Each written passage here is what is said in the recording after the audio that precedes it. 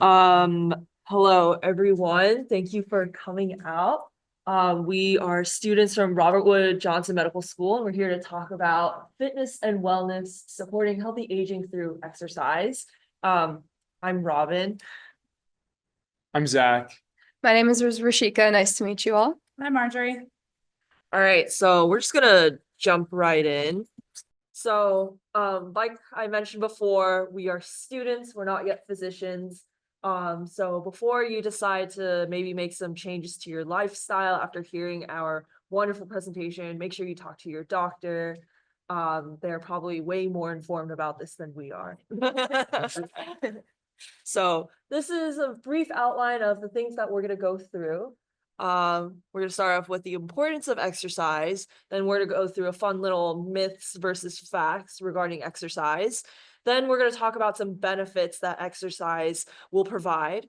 And then we'll also provide some recommendations as to how to go about integrating exercise into your routine.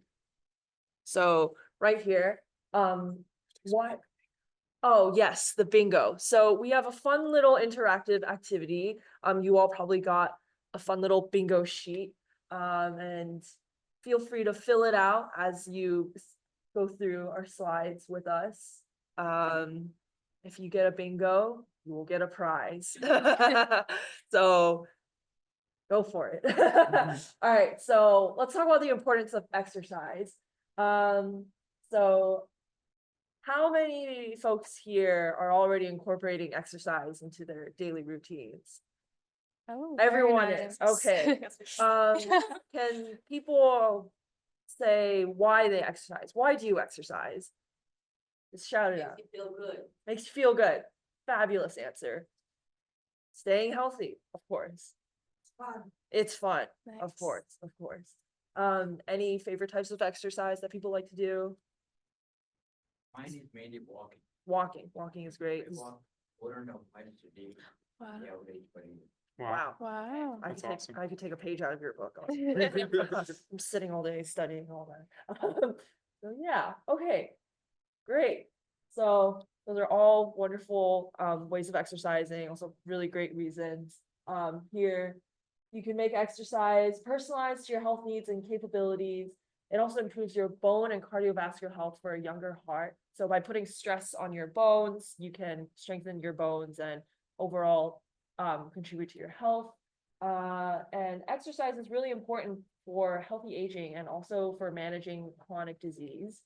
It also reduces the risk of cognitive decline, and it also improves sleep quality, balance, and flexibility. I know for myself, after I do a workout, I always sleep like a baby the same day. So, yeah. Any questions But regarding? that sleep quality, improving the sleep doesn't work for elders. But at your age, it's great. At my age, I'm 83. At my age, it's very.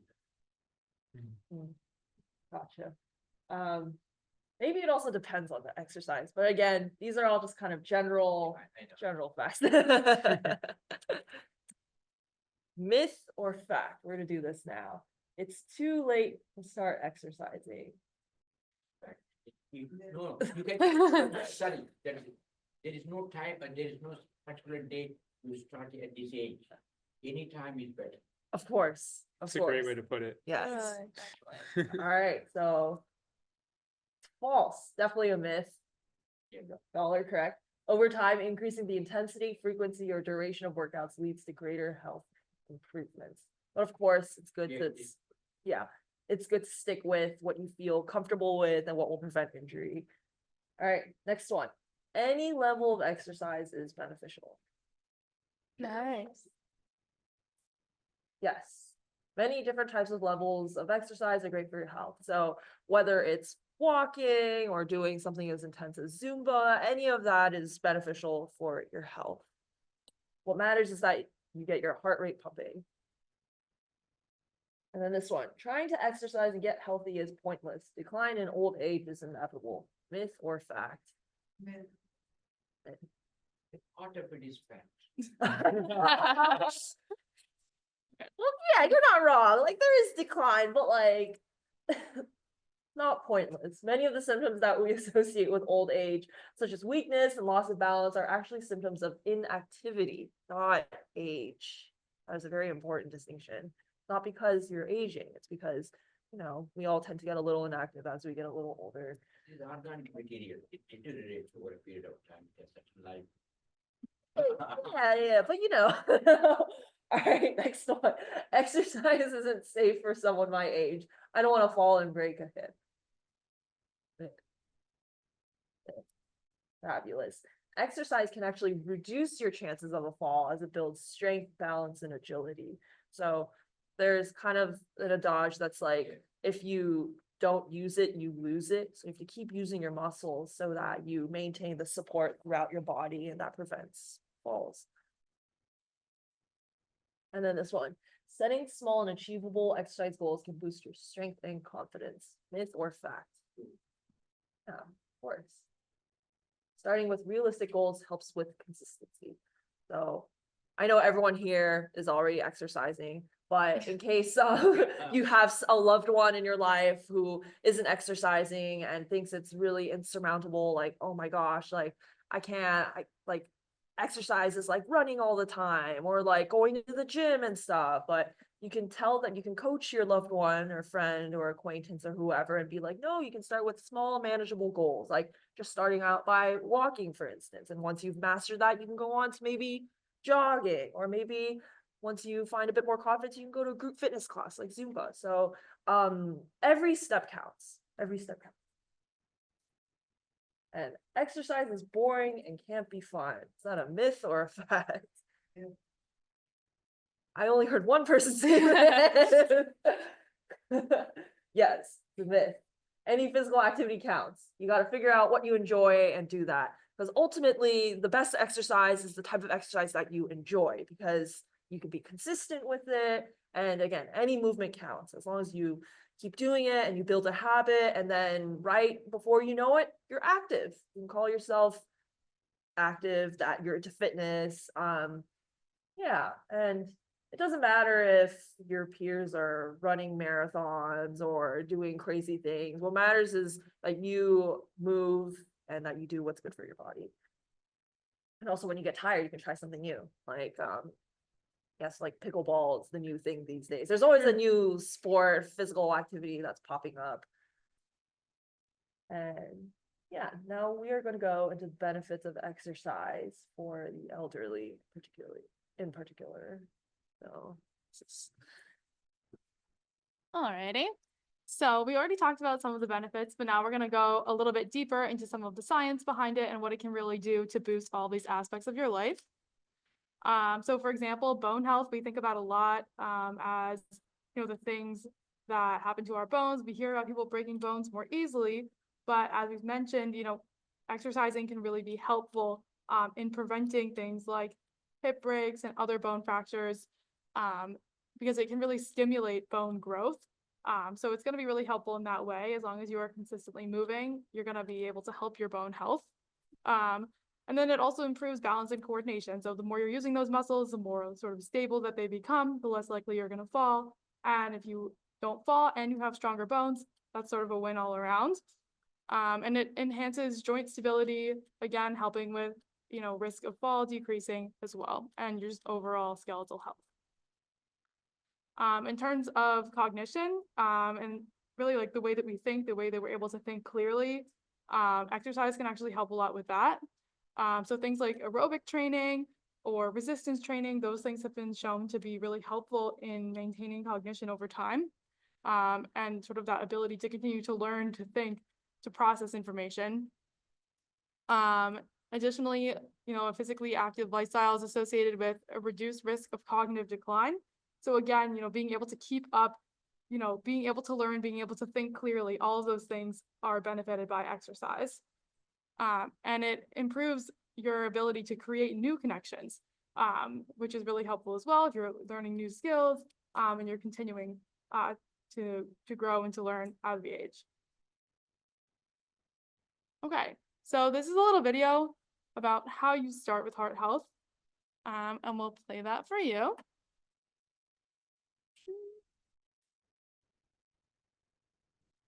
Exercise and heart failure. If you are one of the many Canadians living with heart failure, staying active and participating in a regular exercise program is an important way you can improve your heart health.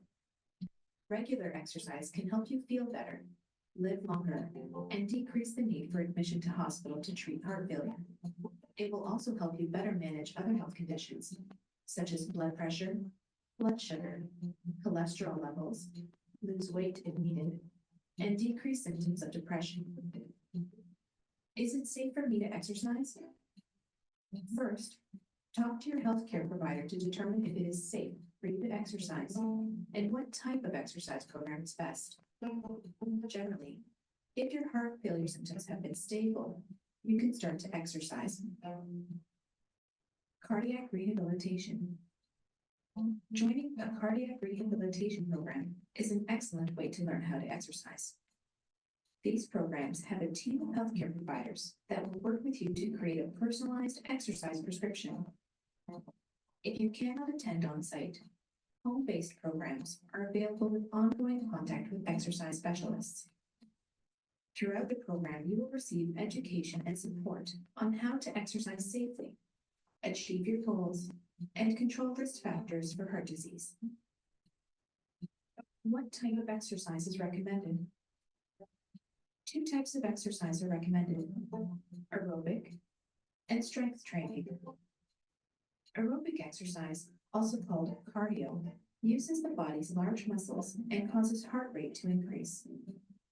Over time, it can strengthen the function of your heart and lungs and improve your endurance. Examples include moderate to brisk walking, swimming, water aerobics, cycling, and dancing. Strength training is a type of exercise that uses resistance, such as in the form of elastic bands or light weights of 5 to 10 pounds, to build muscle strength. Doing short sessions of upper and lower body exercises, 10 to 15 repetitions of each movement, 2 to 3 times per week, can help you tone your muscles, improve balance, and lose weight. When exercising, make sure that you can breathe comfortably. Avoid exercise that causes you to hold your breath or bear down, such as push-ups and sit-ups. Your healthcare provider can advise you on your target heart rate zone during exercise. How should I start an exercise program? If you are not already exercising, you will need to start slowly. Plan to start at 10 to 15 minutes, 2 to 3 times per week. Slowly build up your exercise time to a goal of 30 minutes, 5 days each week. Start with a 5-minute warm-up and end with a 5-minute cool-down period. This helps to reduce stress on your heart, muscles, and prevent injury. Stretching can also be done before and after the exercise session. When exercising, use a self-monitoring tool, such as the Borg Rating of Perceived Exertion, or PE scale. This numerical scale can help you judge how hard your body is working and goes from 1, really easy, to 10, maximum. The goal is to be in between 3 to 5 on the scale, which is working at a moderate to hard level of intensity. Today, there are many tools available, such as apps and activity trackers, which can help you stay motivated to exercise. Choose exercises and other physical activities that you enjoy. Other tips include setting a weekly exercise schedule and using a journal to guide you to your goal and monitor how you feel during exercise. When should I not exercise? You should not exercise if you are feeling unwell or have new or worsening symptoms. This includes chest pain, worsening shortness of breath, more fatigue, weight gain due to fluid buildup, swelling in your feet, legs, or belly, nausea, an irregular heartbeat, dizziness, cold, flu, or a fever. If you were to develop any of these symptoms during exercise, stop and contact your healthcare provider. Call 911 if you have chest, jaw, or arm pain. Avoid exercising in extreme temperatures, such as days when it's very hot, humid, or cold. You should also wait 60 to 90 minutes after a meal to exercise. In summary, regular exercise is an important part of taking care of your heart health. The recommendation for most people with heart failure is to participate in aerobic exercise for 30 minutes, 5 days per week, and add in 2 to 3 sessions of strength training per week. If you have any questions, talk to your healthcare provider. So while that video was talking about people in heart failure, all of those recommendations can really go for anybody in sort of any, better state of health as well. So any sort of exercise you can do, anything that you're comfortable with that you can build into your schedule, that's what's going to be beneficial. And now, one of the things that we talked about in there is keeping track of your heart rate. So, Exercise and heart failure. okay. If you are one of the many Okay, so now we're gonna do a little exercise here. We'll teach you how to take your heart rate. For some of us, you might have an Apple Watch or something that does it for you, but in case you don't have one, it's always a good thing to know how to do. So what our heart rate is, what we're really looking for is how many times your heart beats in 1 minute. So one of the ways that's easy for us to do that is you can feel the pulse in your wrist. So you can take your index and your middle finger, not your thumb, because you'll actually feel the pulse in your thumb. You can put it on the side of your thumb and slide a little bit down and then press until you can feel the pulse. Can everyone feel the pulse in their wrist? If you can't, I can help you find it. So what we'll do, the way we like to calculate it is we count how many beats you feel in 30 seconds and then we'll multiply by 2. That's great. So normally when we're sort of just sitting, we would expect our heart rate to be between, like 60 to 100, but, a little bit more, a little bit less, as long as it's sort of in that range. But when you're exercising, it's going to go up because your heart needs to beat even faster to get all the blood and the oxygen to all of your muscles. So when you're exercising or right after, it'd be interesting for you to sort of count that. And there's sort of healthy ranges for what your heart rate should look like after exercise, depending on how old you are. It doesn't go all the way up, so I apologize that we didn't go past 70 on this list, but you can kind of extrapolate from what we have on there. So sort of your normal like heart rate, again, is sort of around that, like 60 to 100 or so. And when you exercise, it's expected to go up into a healthy range. And that means your heart is working hard and strengthening your heart muscles and all of your other muscles. Okay, so it sounds like everyone has a pretty good perspective on how exercise can benefit you. So now just going into chronic disease management. So chronic disease is basically a long-lasting disease. Typically, when you're diagnosed with this, you'll have to continue to take medication and follow the proper precautions for the next decade or a few decades or so. So the chronic diseases that we've mentioned here are diabetes, heart disease, and arthritis. Exercise actually helps mitigate some of the symptoms that you experience of these diseases and can actually improve your overall outcomes. So for example, for diabetes, which is basically a disease where you have a defect in insulin, which is a hormone that helps lower your blood sugar, exercise can naturally lower your blood sugar. For cholesterol, you can think of it as like this fatty buildup in like your arteries. So your heart doesn't have to work as hard to pump blood throughout your body because you're going to have a lowered amount of like that fatty buildup. And then for blood pressure, like we just measured before with our heart rate. So our heart likes to have a certain pressure to help circulate all of the blood throughout our body. And we like to have our blood pressure typically at, we say like 120/80. When we're exercising, our blood pressure go up.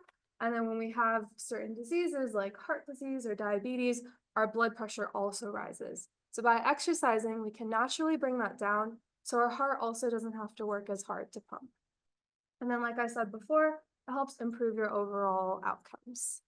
Beyond that, exercise is really great at lowering chronic inflammation. So inflammation is like swelling. So before I said arthritis is like swelling of your joints, so like your elbows and your knees. It does a great job of lowering that as well as lowering your stress levels. So when we get really stressed, there's this hormone called cortisol that rises. That's not a good hormone. We don't want that. Exercise does a really great job of lowering that and then lowering the inflammation. So like lowering the swelling. So now talking about stress, Exercise is also really great at improving your mood. Someone in the beginning mentioned that. So there's these chemical hormones that are brain releases, and certain endorphins and serotonin that it releases. So basically, endorphins and serotonin are these feel-good chemical messengers throughout your body. When you're filled up with endorphins and serotonin, you tend to feel really happy. So exercise is a really great job of making you feel those things, as well as lowering the cortisol, so lowering the stress that we feel. I know before we also mentioned sleep patterns. So having regular exercise can promote better sleep, because naturally you may feel more tired at the end of the day. And then with that lowered stress, you can have a better night's rest. And then now on to cancer. So exercise actually has a significant impact on certain factors that are associated with cancer development. So it lowers certain hormones like growth hormones that can actually trigger our cells to multiply quicker. So by having lowered levels of these growth hormones, not only do we lower our risk of developing cancer, but we also lower inflammation and we improve our immune system. And our immune system is what acts up to fight disease-causing agents, like bacteria and viruses. And then finally, exercise is also really great at combating obesity. So as you exercise, the amount of energy that you're expending or using can be less than the amount of energy that you're intaking. So like the amount of food that we eat. So by lowering our chance of developing obesity, we also lower our chance of developing cancer. So cancer is caused by your cells dividing really rapidly, right? Like those growth factors. So by having less of that growth factor, your cells won't rapidly divide in a bad way. How's everyone doing so far? Basically, I wanted to first kind of ask, like, if anyone wanted to share something they learned today. You just shared that you didn't know about the cancer thing. I didn't know about that till recently either. That's pretty cool though. Yeah, well, it's important to remember that while we say these things, could reduce your risk of something, it doesn't altogether prevent it. And of course, like, negative things can still happen to people, and exercise is not a cure-all, but it can help the probabilities of these things. I wanted to kind of bring it home to talk about like some recommendations. So we'll start with like kind of the CDC recommendations. That's the Center for Disease Control. And so they recommend for adults age 65 and older, 150 minutes of moderate aerobic exercise each week, or 75 minutes of vigorous exercise. Honestly, it sounds a little ambitious for any of us, but one way that they like to break it down is, what about 30 minutes a day? So the video that we were showing earlier talked about maybe working up to that goal. So 30 minutes a day, 5 days a week, that accomplishes 150 minutes of the moderate exercise, and that seems more doable. And, the other thing I wanted to ask is, so many of you already shared that you enjoy exercising and that you have exercise plans. Would anyone want to share like kind of what they've been doing and what's been working for them? Because that can also be really like a helpful way to learn about it. Kind of to the point that Marjorie was talking about earlier, that incorporates a little bit of strength training actually, because you're going against the resistance of gravity when you're walking upstairs. So any walking is beneficial, but walking upstairs is absolutely beneficial and, provides that extra component of strength. And the other thing, which I'll get to in a second, is balance is a huge thing that we often forget about, but walking and stairs and, anything that kind of gets you moving can improve your balance, which is another very big component. Because one of the biggest reasons that exercise is so beneficial for this population and for you all and for us is to reduce the fall risk, right? Like that's one of the biggest risks. So anything we can do to reduce the fall risk. And if we are, have good balance, then that also reduces the fall risk, even if you set aside like some of the cardiovascular factors that we already talked about. So incorporating exercises to help with your balance is also critical. And walking upstairs is a very great example of that.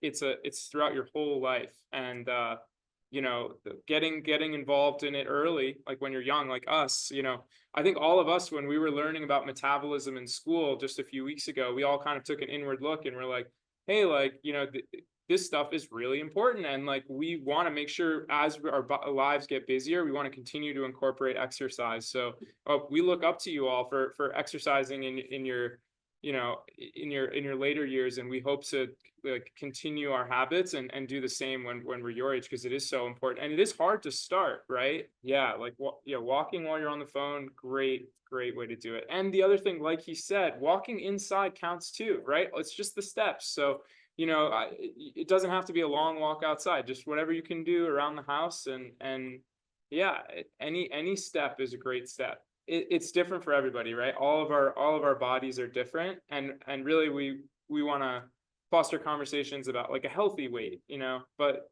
there's no bad weight or good weight, you know, we like to say, but just, you know, whatever is best for your health. So yeah, I mean, you guys nailed it. Like you hit all the points I was gonna say, but let's see what else we got. So this was kind of like an example schedule that we kind of put together based on the national guidelines of like what's recommended. And it sounds like you all are already doing a wonderful job of this. One thing that maybe we haven't talked as much about is like flexibility.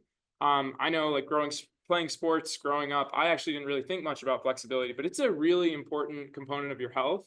And you know, stretching can be relaxing. It can reduce like stiffness. It can help with just reducing injury in general, and again preventing those but like any kind of fall risk. And so it's just something to think about. You know, someone mentioned yoga earlier. That's a great way to stretch and do some flexibility exercises. Yeah. And then there is one other really big component of all this that actually I'm not sure that anyone has mentioned yet, us nor you guys. So I'm curious if anyone can guess it. Just for like good health surrounding exercise, what do you think it is? Hiking is good. That wasn't the one I was thinking of, but that is good. She mentioned walking upstairs. That's similar. So I'll give you a hint. We did it a little earlier. Did anyone catch that? It's part of the bingo. It's like a whole, you know, bingo experience here. It's water, right? We stay hydrated. Oh. So as you're exercising, especially as we get into these summer months, it's really important to stay hydrated. And, you know, we have some water bottles today to give away for the bingo prizes. And just that's such a big component of our health as well. And yeah, yeah, you can never really drink too much water for the most part, but again, ask your doctor. That's fair. So definitely ask your doctor. Yeah, I was just thinking like, you know the hydration level that works for you, and just remember to remember it, because sometimes it's hard to remember it and it gets lost in the shuffle and you forget to bring your water to things. So just remembering to bring that water bottle can help. And of course you decide how much to drink and everything like that.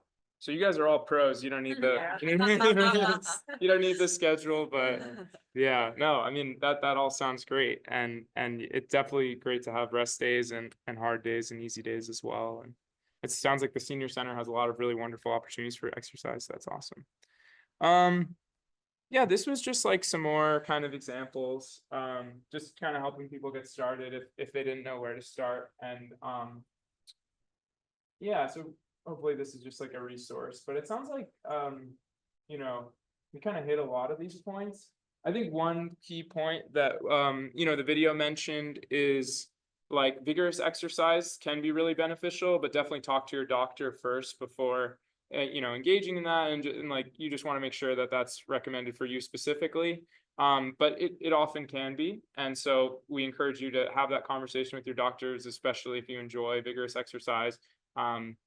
And because it can be totally very beneficial, even in older age, for sure.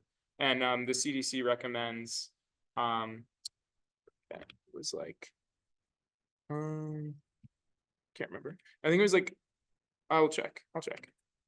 Yeah. Okay. Let's see. Yeah, so then just kind of to close the button on some of the things we talked about today, some other things to keep in mind is it's great we have such a nice community here. It sounds like a very social way to do exercise if people are so inclined, and you know, making it into fun games and competitions like pickleball. I personally love pickleball, so I get like absolutely worked by seniors all the time, so it's so much fun, and a great way to keep up with exercise. Music, rewarding yourself, as he mentioned. Yeah. good way to spend time outside. I mentioned that the steps inside count as well, but the sun is also a really nice source of vitamin D, which is really important for our health. And so spending time outside is also a really great thing too. Yeah. So we are pretty much wrapping up here. So this is from the American Heart Association.